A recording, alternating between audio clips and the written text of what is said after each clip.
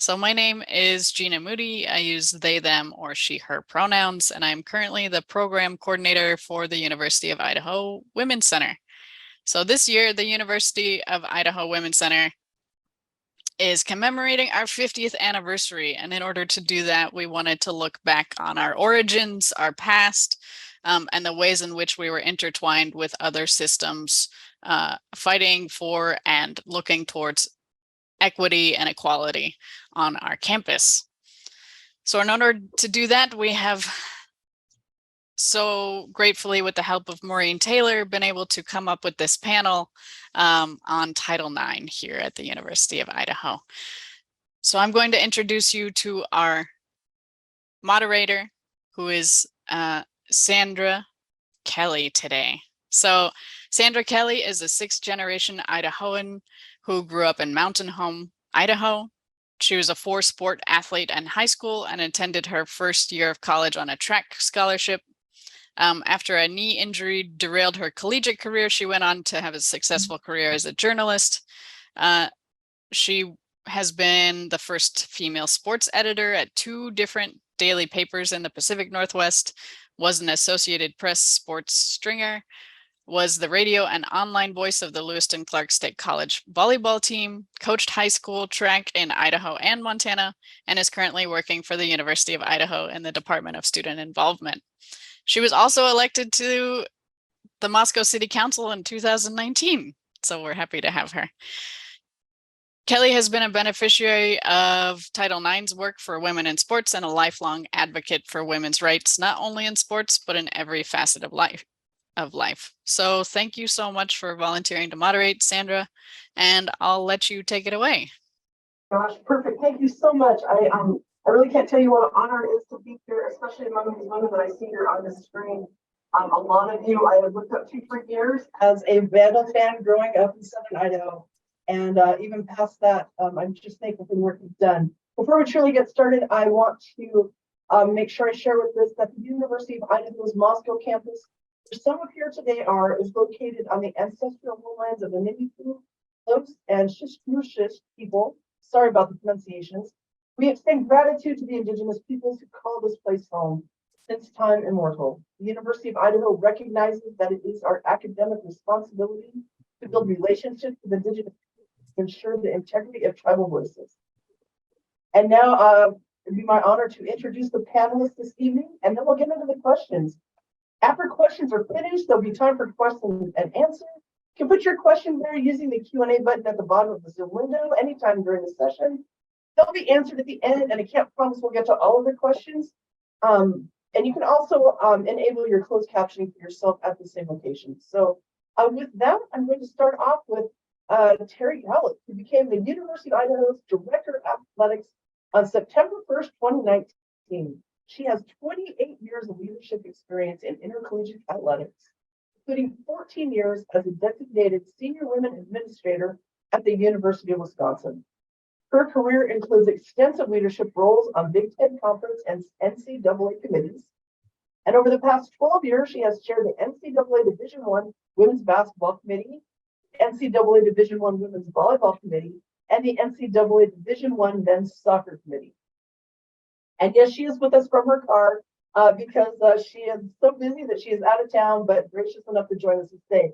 So that's why if you're looking and wondering, yep, she's in her car, and that's because she's so hardcore that she will do anything to help support us. So thank you, Terry.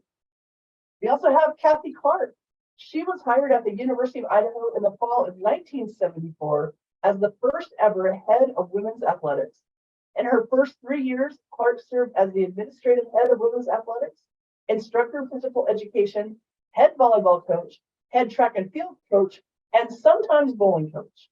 Clark became the assistant athletics director in charge of women's programs, later to become the assistant athletics director for all sports except football and men's basketball, then finally senior associate director of athletics. She initiated the University of Idaho Athletics Academic Support Program for student athletes and served as the first compliance coordinator.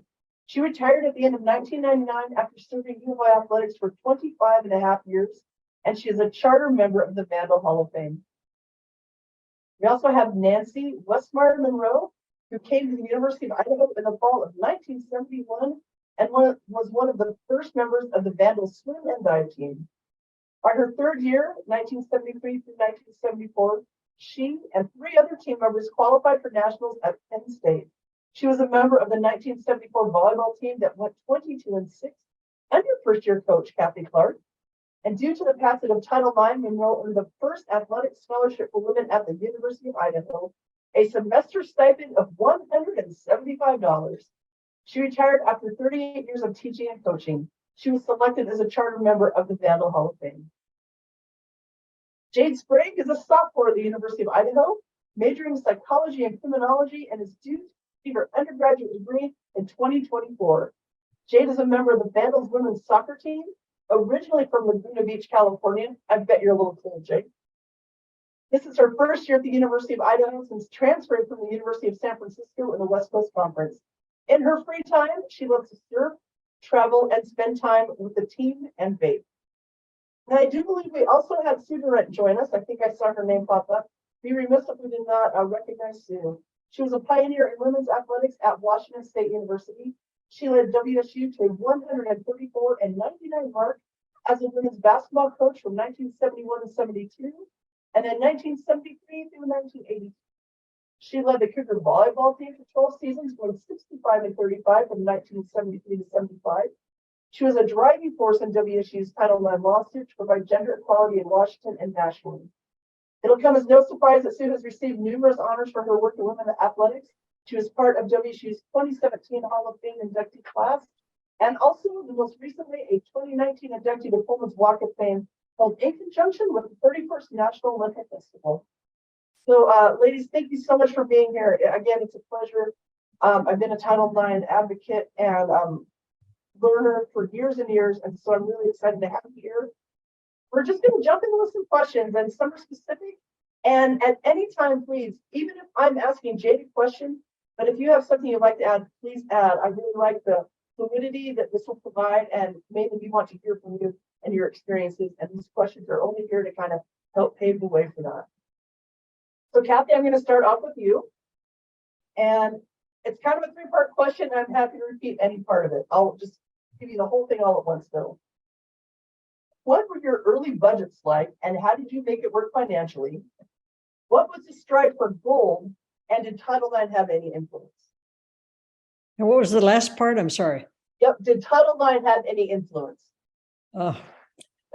Well, let's start with the first one. My memory isn't what it used to be, but I can recall the first year, 74, 75, our budget for all of our programs at that point in time was $9,000.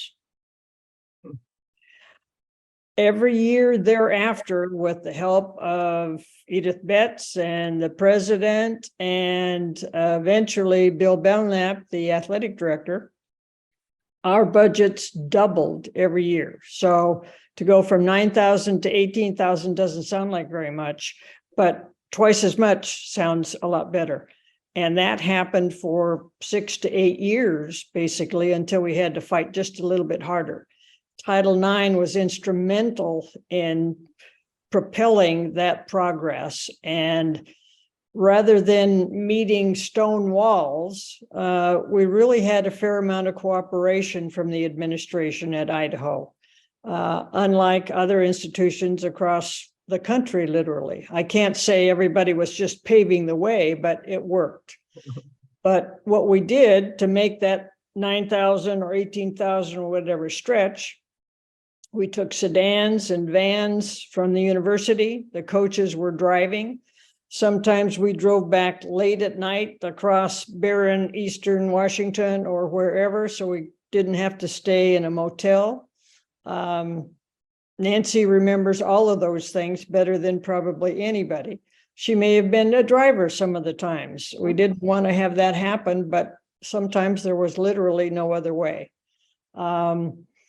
Eventually, I think 1985, 86, on a car trip with Bill Belknap and Ray Murphy, the idea came up to have a fundraiser for women's athletics to help stretch the budget.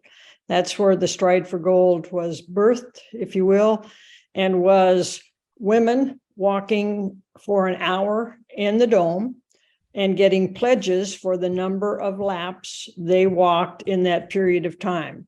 And it kind of evolved over time, but over the course of the 15 years we held that, it was a tremendous way to gain support for the program and some extra dollars. And we approached $700,000 over that period of time. And while in today's world that might not seem like a lot, it was a tremendous assistance to the head coaches to do some things they otherwise weren't able to do. And as I say, we couldn't have made those early strides without the guidelines and the impetus of federal legislation. But the University of Idaho, I don't know whether we embraced that, but certainly the cooperation was there. So my job was made not a battleground, but an opportunity to help initiate those changes to build the program. Oh, that's fantastic. Thank you, Kathy. As I was listening, one of the things I really wanted to bring out to folks too, before I move on with questions, kind of take it for granted. I think that folks know what Title IX is, so I really just wanted to give a quick update on that, and folks can add to it as we go along through the conversation. But there might be students out there that aren't as familiar with when it started, so just a quick look up for me, just to remind myself and others.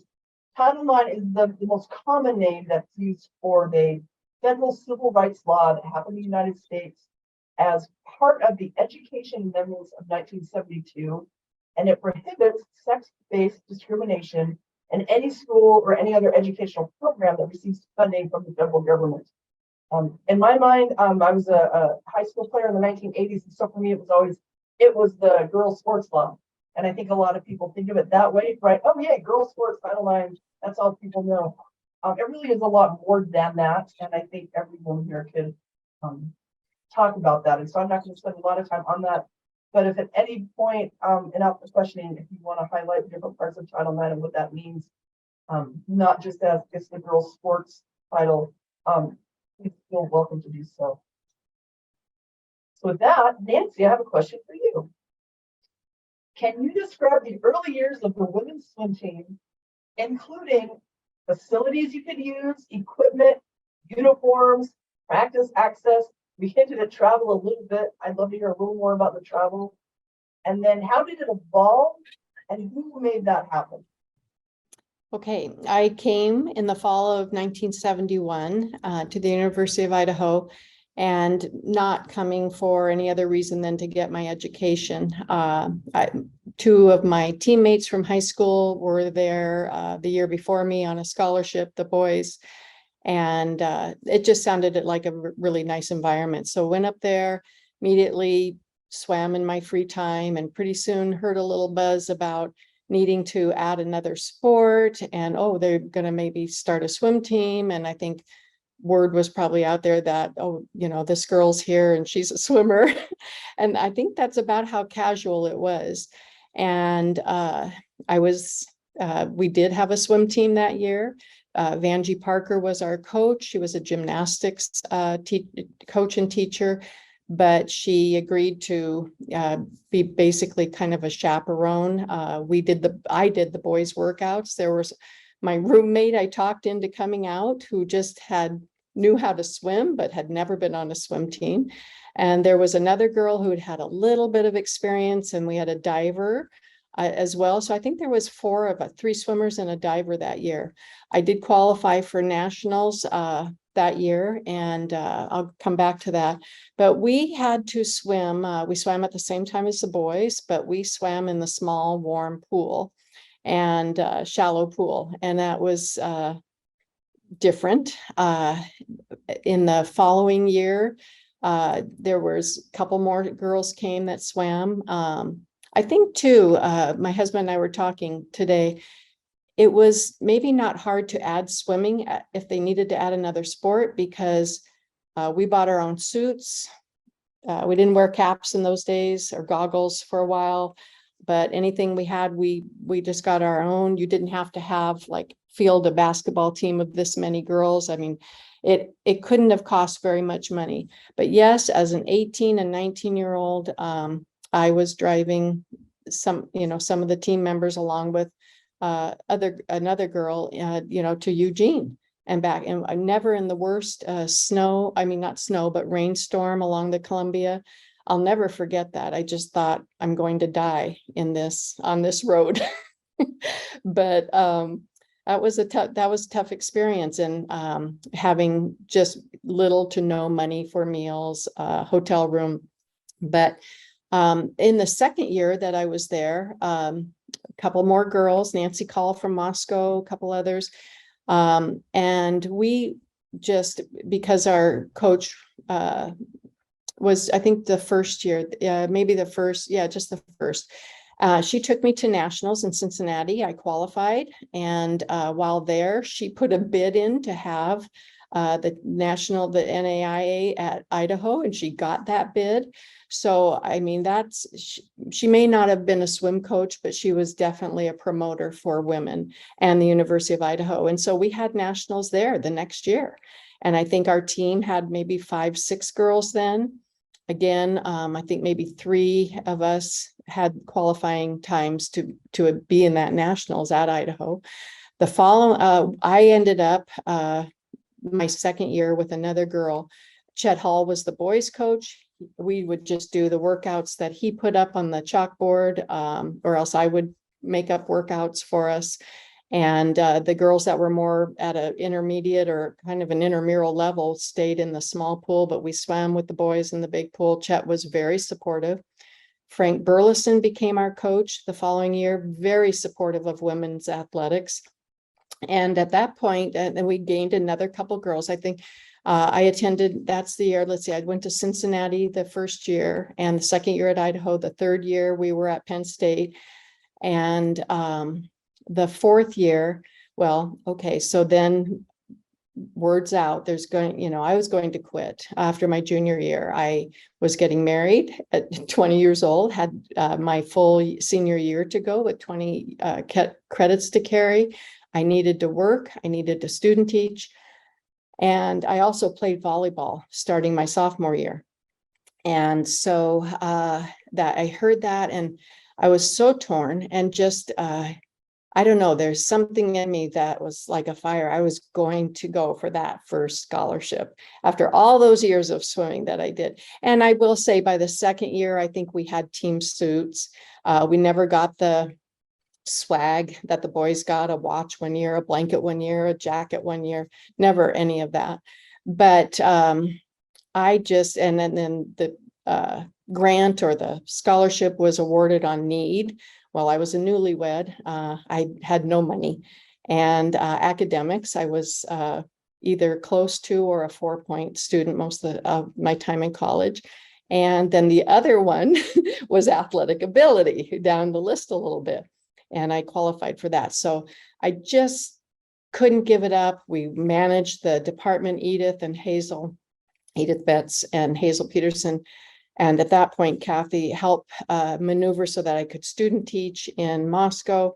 And I just somehow, made it all work. And but I have some articles, I have paper clippings. They could only send 2 to nationals. So the budget only allowed to send 2. So myself and another girl went to Arizona that year for nationals, but I couldn't afford to send more than that. And so it was interesting. I feel like the door got unlocked my senior year, but it wasn't really opened, and now the door is opening. But I think we have a ways to go till the women are all the way through that door. Oh gosh, that's fabulous. I appreciate that a lot. I really enjoy hearing the stories about how hard things were, and being a newlywed and student teaching, and not having to buy your own things. And I only experienced a very tiny bit of that, Nancy. So thank you for all of that. I think about that door being unlocked. I think it's, like you said, it's open now.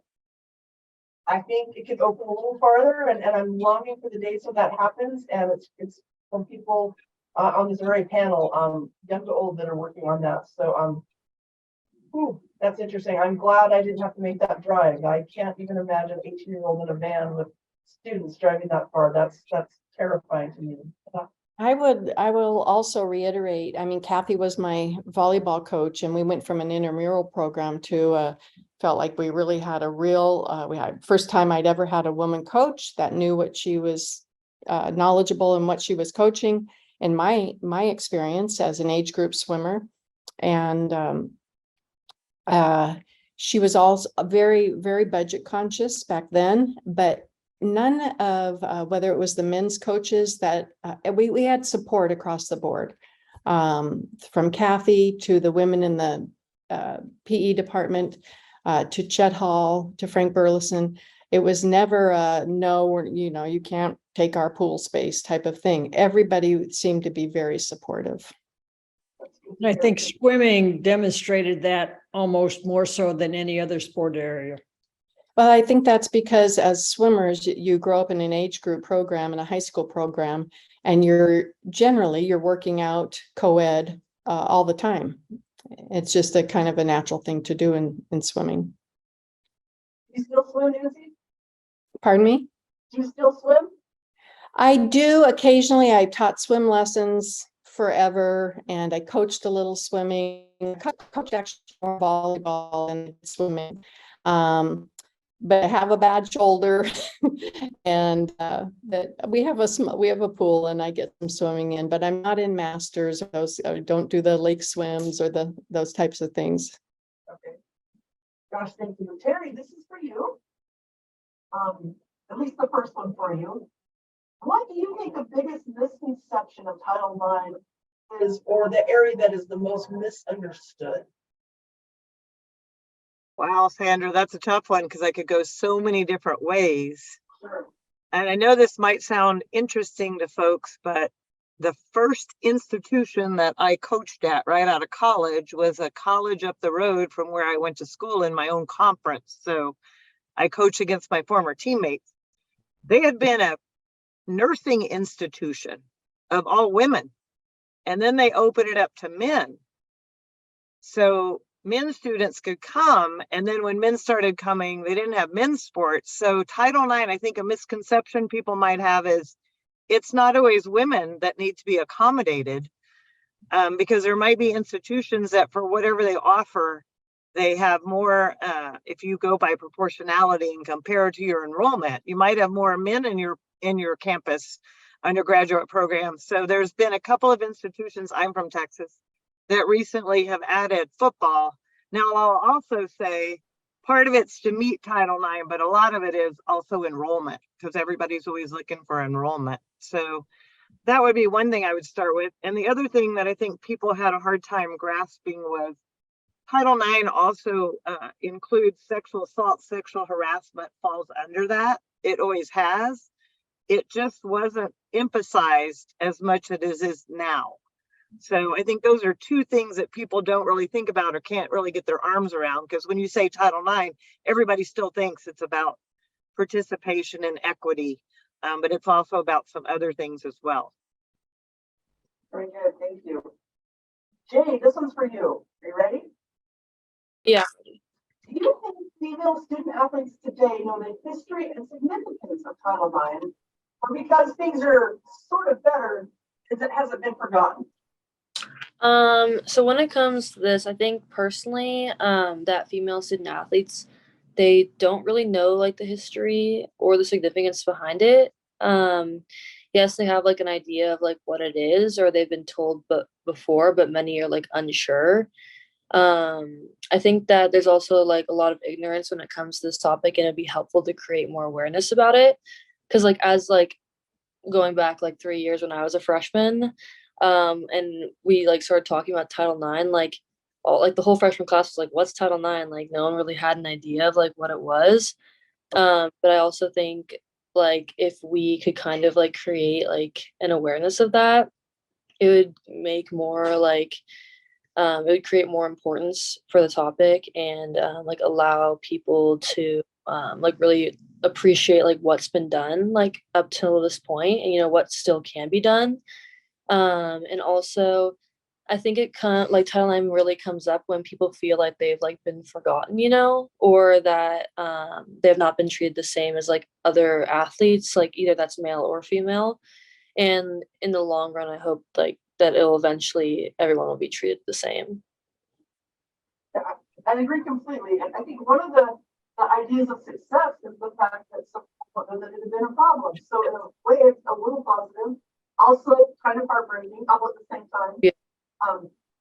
But that actually makes me happy because I think there's work we can all do, and not just work on this panel, but really from everyone out there listening and really the Vandal community on how we can help educate our student athletes, not just the athletes, but our student body about the importance of equality and what that means. I think we work on equality and diversity and inclusion in so many ways, and I would hate for this aspect of it to be forgotten. So the Women's Center, I appreciate putting this panel together because it helps bring that out there. But I really do think this is such an important part of what we try to do here at the university in all aspects. And that it's forgotten or not understood, okay, that's great, but I think we need to bring it out and help educate a little bit more on that. And maybe we can do that through programming and athletics and maybe events and more things like what they're doing at the Women's Center. So I appreciate your insight on that, Jayd. Yeah, of course. I make a small comment on that. I think the university in particular has done a good job this year of the 50 years of the Women's Center, the 50 years of Title IX, bringing back what I used to call the dynamic duo in the bookstore and a number of things. So the athletic department and the university and the Women's Center have done a great job of really tooting the horn of the growth that's happened and acknowledging the importance of Title IX over the last 50 years. Yeah. Kathy, can you hold up your I can't think of it, but the dynamic duo. Yeah, it's a coaster from homecoming, basically, but you got it? I just wanted people to see and remember what that is. But the shopping bags at the bookstore, and all kinds of things over campus. And I'm particularly pleased to see that because I had a real hand, not in creating it, but urging the creation of it. And Leo Ames from the creative arts area on campus did just a super job. And that was the athletic logo for about 8 years. And it was great. It was great. Still is. I want to say 11 years old when that came out. And I was so excited that there was a girl on there. I mean, really, I went out, we came up for a visit, and immediately I got that t-shirt.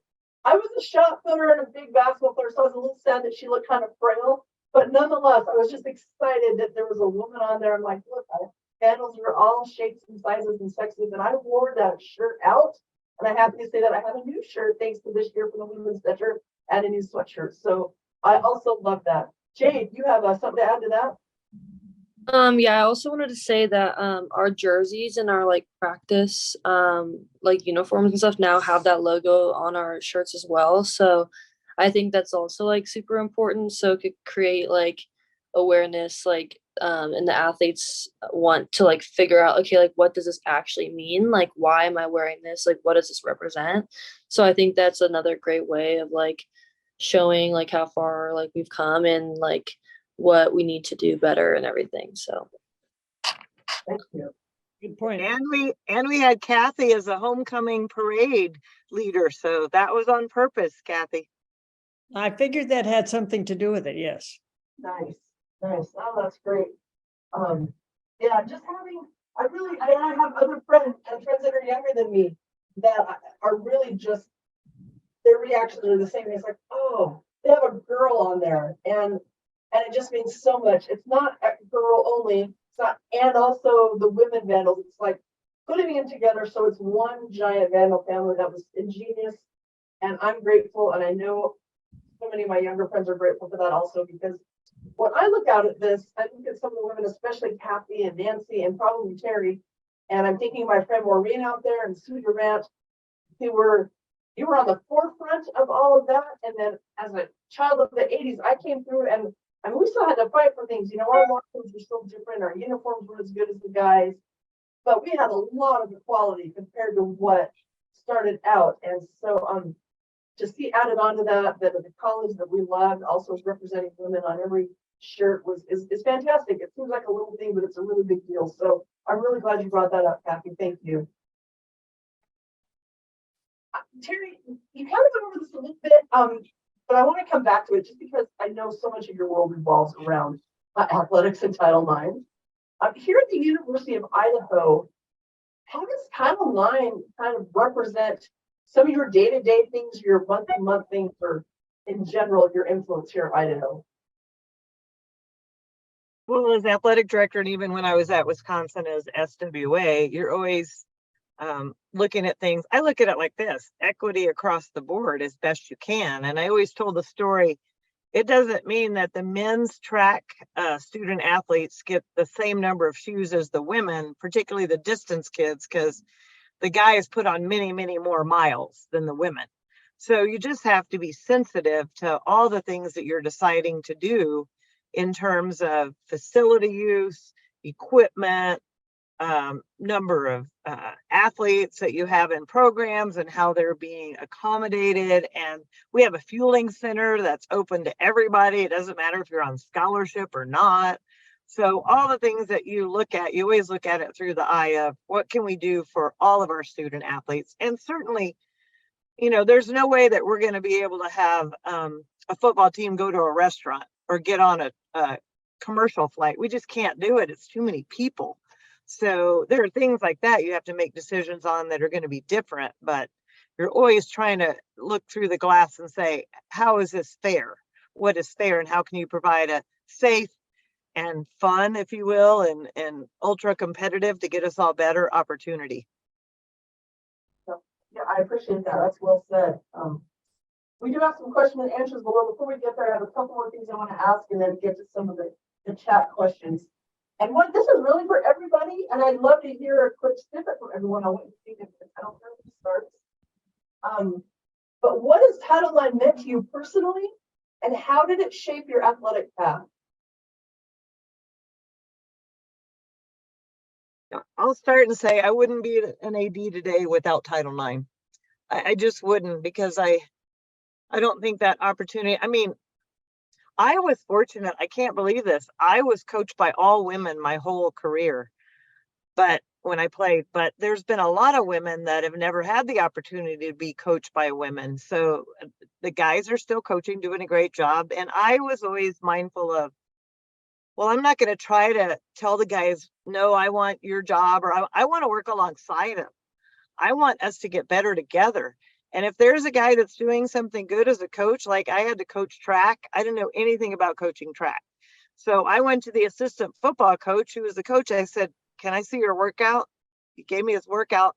And then guess what? The women were doing a version of that workout.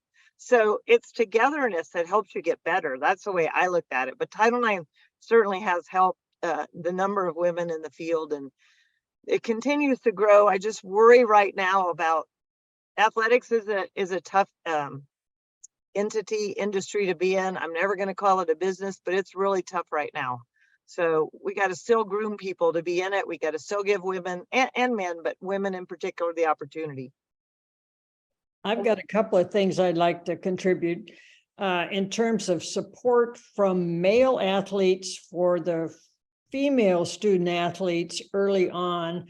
I think when the athletic training room had both men and women in it at the same time, that was a real big boost to the guys recognizing the gals working just as hard, needing just the same things as they do. And that really was a bridge to more support from the guys, I think, just because of the training room. And that didn't happen early on, but eventually. And secondly, from my point of view as an athletic administrator, really from the beginning of Title IX on, Title IX was the blueprint that I could rely on to convince the administration and male coaches and whatever else that not only was this the right thing to do, this was how to do it too.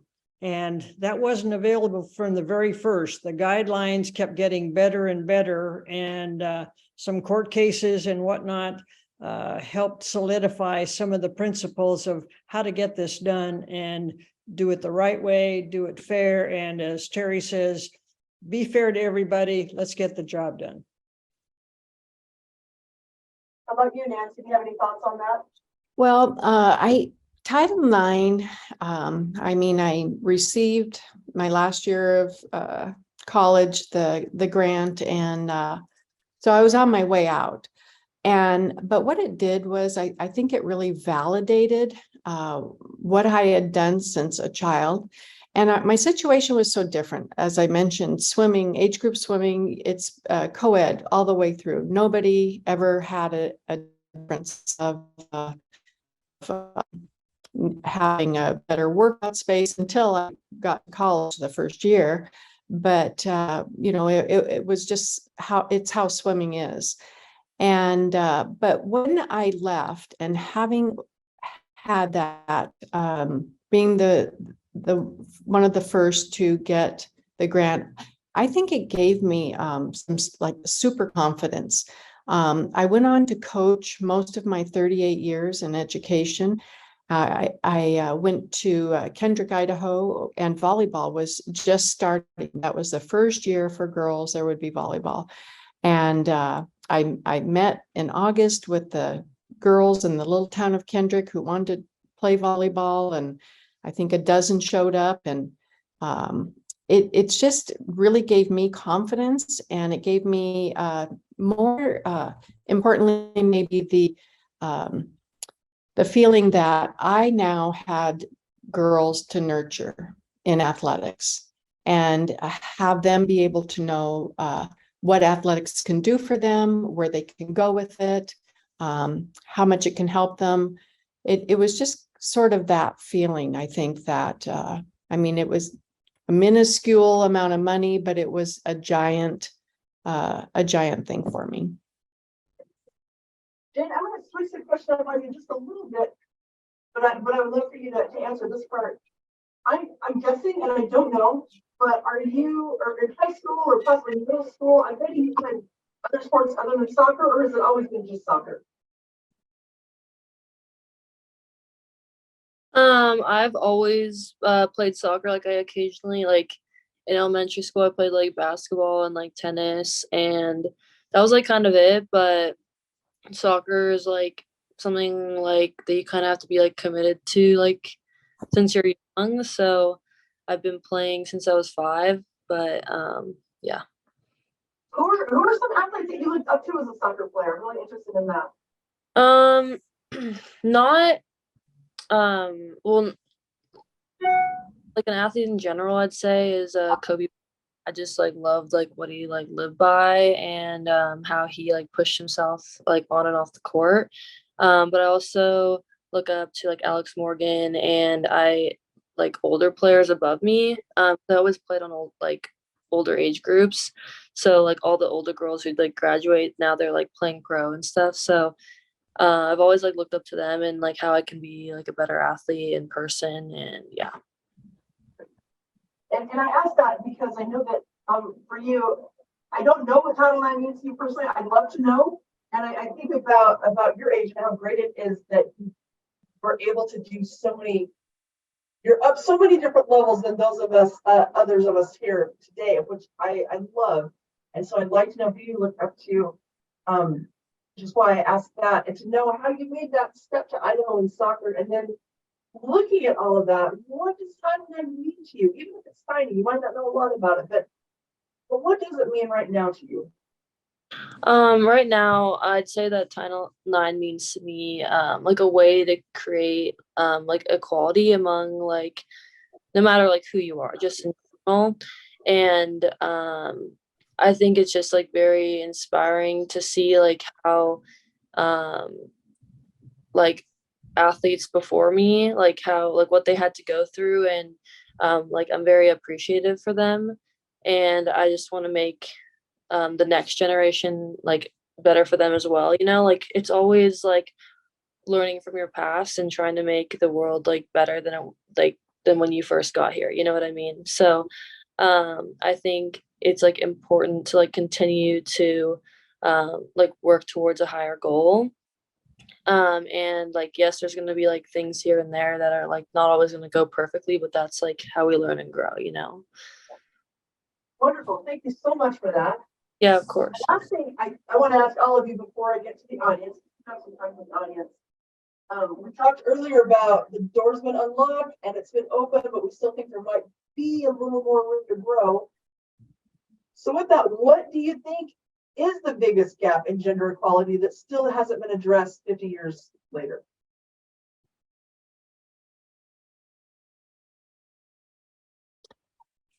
I think Go ahead, Kathy. from my point of view, we still have a little ways to go in terms of media support, which creates spectatorship. But I think young girls now can have the aspiration of playing in college on a scholarship with potentially a professional career in certain sports at any rate, and far more sports than was ever the case. But I think it's still hard to find space on the sports page or on the 3 minutes of sports on TV because there's just so much going on. I agree with that. How about you, Nancy? You were about to chime in earlier. Yeah, I similar thoughts to what Kathy said. I think also what concerns me, and not to get political, but I don't want to see women take a step backwards in any shape or form with the opportunities that should be out there for everybody. And that concerns me a little bit. Also, I guess when we get to the point that we just don't feel there is a difference between athletes or gender or all of that with sports, then maybe we will have arrived. But it seems like it might be a long time still till we're getting to that point. Yeah, it's like 2 steps forward, 1 step back. And I agree, sometimes it's big and bright. It's like, wow, we're here. And then the next you're like, oh, what happened? You know, so it's I think we saw that, and I won't go into details on it, but what we saw with the NCAA basketball tournaments, I think last year, that really came to light again. You have women on TV, you have the men on TV, and yet there were some real discrepancies with training facilities and weightlifting facilities. Mm-hmm. And I was sad to see that happen, but also happy to see that that came to light. And so, yeah, I think you're absolutely right. I don't like seeing us go back. I love the direction, but still a lot of places to go. Terry, how about for you? To find my mute button. Honestly, I think there's still a long ways to go in the high schools, because there's a lot of high schools that, particularly the, smaller schools or whatever, but that have facilities that still are inequitable, if you will, whether it be high school baseball, and then you have softball and somebody's, or locker rooms or access to that. So I think there's a lot of high schools around the country that in particular don't have the level of support that I would like to see them have. Yep, I agree with that 100% also. It was Jim Moore? I was just going to say, it was interesting as I went through my career in coaching, in that when women teams started getting paid coaches, how many men jumped into that scene. And I think it, just that. And the same thing happened officiating wise. We used to officiate for nothing, but pretty soon when the pay increased, some of those opportunities were assumed by others who obviously had some more experience sometimes because they had those opportunities earlier. And the threat to Title IX, I think, is still there. There's conversations every year about, not enforcing it and not taking care of business the way we should. So I think we still have to be vigilant, and there's a lot of work that still needs to be done in terms of across the board. I think vigilance is a great word for all of this. Jayd, how about for you? What, like, Yes, so talking about like the biggest gender gap, inequality is that hasn't been addressed yet, that type of situation. I think, trying to think, I'm like thinking just of like how our athletic department is. Like, I mean, I think we have like so many great things in our athletic department. I mean, weight rooms are amazing. The dome is like unbelievable to play in. Let's see. It can even go back to when you were in high school and middle school. Did you see discrepancy or locker rooms or that type? It doesn't necessarily have to be your college career. Okay. So I'd say I think definitely in like high school you can obviously like tell like, I mean, my high school had football, so you could always see like, okay, like you see like so many fans come to football games, or like, and then you come to a soccer game where we put in just as much time and effort and really no one comes, and you're like, okay, like it kind of makes you feel like undervalued in a way. And I think just like the media coverage and stuff like that would definitely like benefit if that were to change, just in general. um yeah, I think that's like one of the biggest things I could think. Okay. That absolutely makes sense. I have a couple of questions from here, and this is a great question. It's from anonymous attendee. So whoever anonymous attendee is out there taking this question, it is, what type of things would you like to see in the current athletic world regarding women's athletics?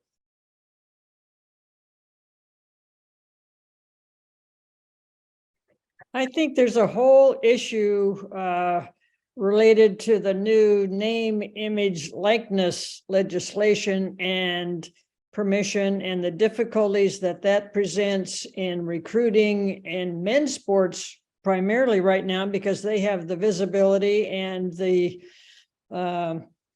opportunities to gain some more support from that legislation. So that's going to create, to me, another inequity potentially in the future, that at least because of the lack of media support and the lack of funding many times, just another thing that's going to get in the way of progress and equity across the board, in terms of there's a finite amount of dollars in athletics and education. And granted, the NIL dollars are assumedly coming from outside of the athletic department many times, but still it's a tremendous recruiting advantage, and again, puts more focus on a certain portion of the athletic program than others.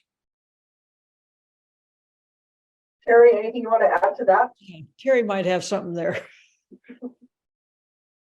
There's a couple of women making over $1 million if you apply yourself with that name, image, and likeness. So right place, right time. You know, there's always challenges in college athletics. At the end of the day, it's about the student athletes and how do you make it all continue to thrive and grow, but yet, you know, we continually get in arms races with ourselves. So now we're talking about cost of attendance, and we're talking about the Alston case, because the NCAA has been litigated with so much money. And I tell everyone, honestly, if we start paying athletes, then I'm just going to retire, because I don't believe in paying it. I think your scholarship is your scholarship. Now, I do believe in name, image, and likeness. If Jayd is an artist and she can go out and sell her wares, or somebody from the outside entity wants to get her on board, go for it, girl. I don't want her grades to suffer, though. I want to make sure the grades don't suffer, because you only have so much time in the day. So it's crazy in athletics right now. So how do you ensure that you have some equity in those areas? Well, quite frankly, with name, image, and likeness, that's not really us. That's outside entities. But we can certainly educate our student athletes on how to get the best out of it. And we're having a session on Monday night. I hope you're there, Jayd, because we're going to provide some opportunities. So grasp it while you can. Oh, that's great. So here's another question that came up here, and I feel like I should know the answer to this, and I don't. So smarter minds out there. Is the Idaho Women's NIT National Championship in 1986 the only team national championship at the University of Idaho? As far as I know, other than a possible boxing national championship of an individual fighter, I believe that is the only team national championship we've ever won. Okay. Amazing. And it was a big one. We're very proud of them. Here's a great question from President Green. No pressure, Jane. This one goes to you. You ready? Okay. If there is one thing you would change or believe would be better to help our women student athletes at the University of Idaho, what would that be? Oh, that is a hard question. Let's see. I think like one thing that makes you like, especially since like we have like Idaho like imprinted on our shirts, I think like student body like support is very important, you know. So I think like at games, like I mean we did like obviously we like went around and passed out flyers and stuff, but making it more of like, okay, like come to games, like come support, you know, because we're not only are we students, but we're also athletes, and it's like a lot of time and commitment. And I don't think it's really like understood by the like student body sometimes. And it would like mean a lot if there were like the fan bases, you know, and it makes you kind of like feel like when people come to watch, it makes you feel like the support and that you're like loved too by the university. You know, we already know like that we do have like a lot of like support from everyone around us, but you know, just that like extra like encouragement, you know, is always helpful. So I think that's like one thing, you know, because you go to the football games and you see like crowds of people and you're like, wow, like this is like what an environment, you know. It's never going to be exactly like that because it's just, you know, football is just like one of those like big sports that are like hard to compare to, you know. But yeah, I think that's probably one thing I'd say would make a difference. I like that. That can already think of things like no pressure, President Green, but things like, hey, come to the soccer game, and the first 10 people can have pizza with the president, right? Something like that would be really fun.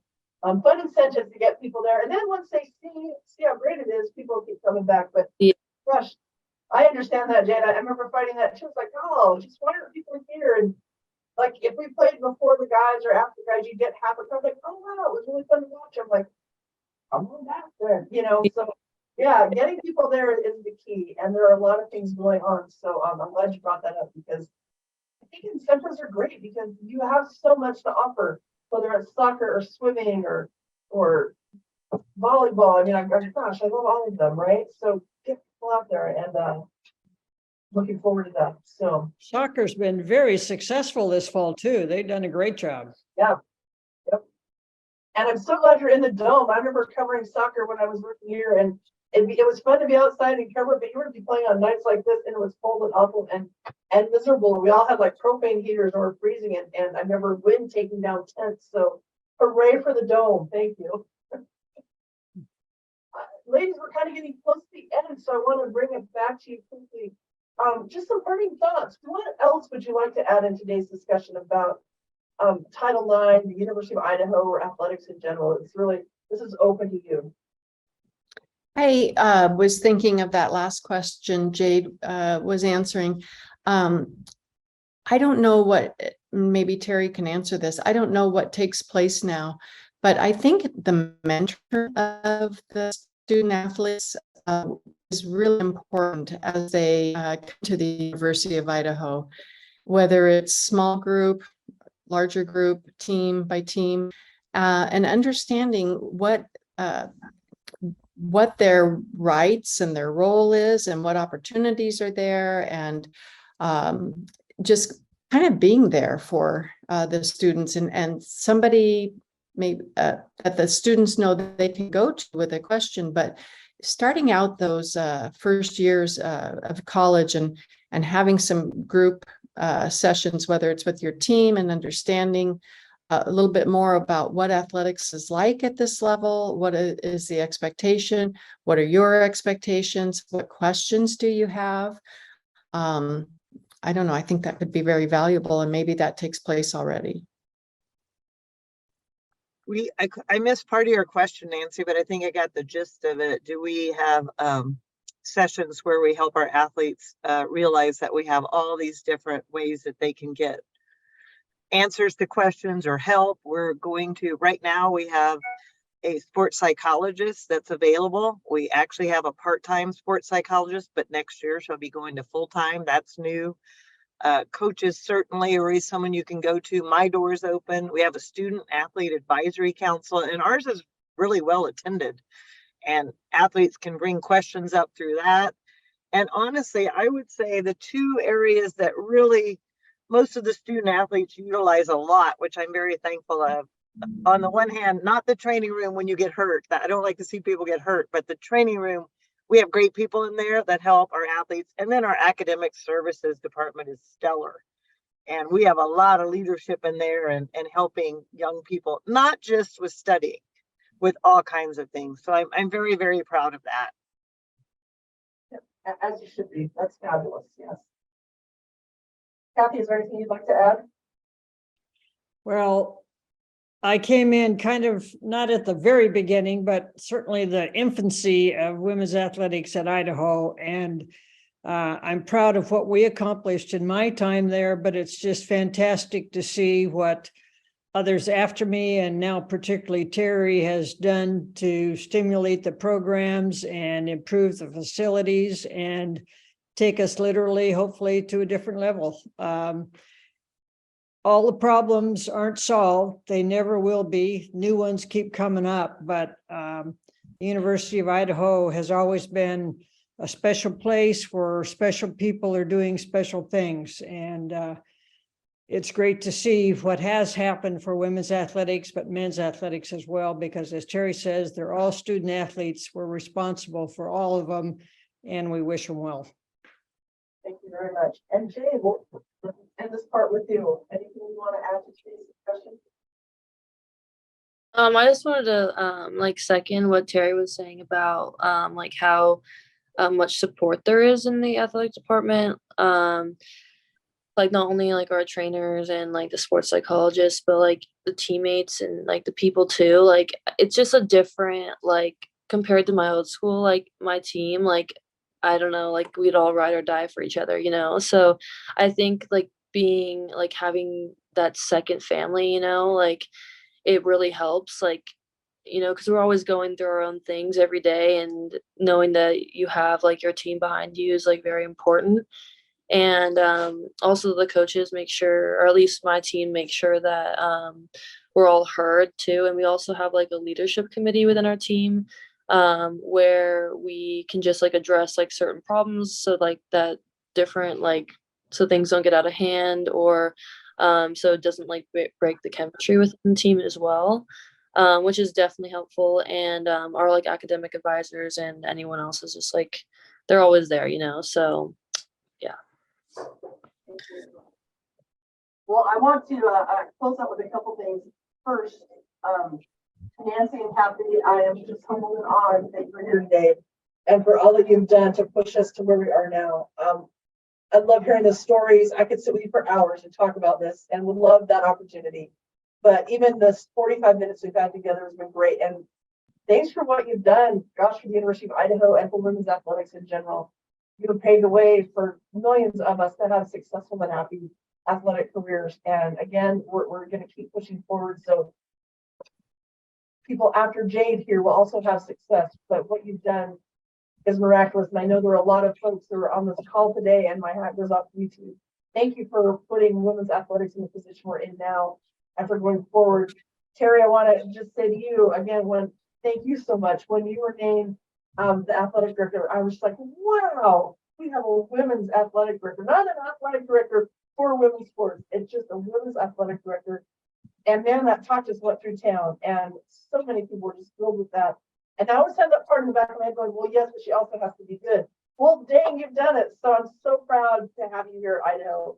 It's really great to have you here and to have you on this call. I'm thankful for that. Jayd, having you be a part of the Vandal community is amazing.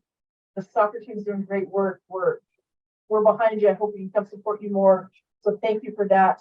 And then the last thing I want to say is to everyone out there, coming up January 21st of 2023, will be Pack the Stands for women's basketball. There's one promotional thing we can do right now.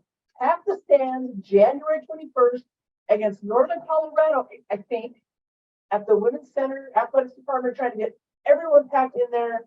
There'll be prizes, there'll be more info coming up, and you can tip your hat to, again, of course, the Women's Center for helping with all of this. And I'd be remiss if I didn't give another shout out to the Women's Center. Wow, they do some fabulous work. All of the women there, you do such great work. Not a lot of you to do the work. I'm so glad you involved the community. I hope you feel that you have a community behind you, not just here in Moscow, but really the whole Vandal community. We are thankful for the work of the Women's Center, and we look forward to participating with you for another 50 years. And with that, I think we'll bid everyone a good night. Terry, go warm up. I bet you're freezing in your car. And I actually started it up. Yeah. Part of this. Go Vandals. Go Vandals. Thank you. Thank you. Thank Thank you, you, everyone. guys. Thanks very much. I'm not sure how to end it. There we go.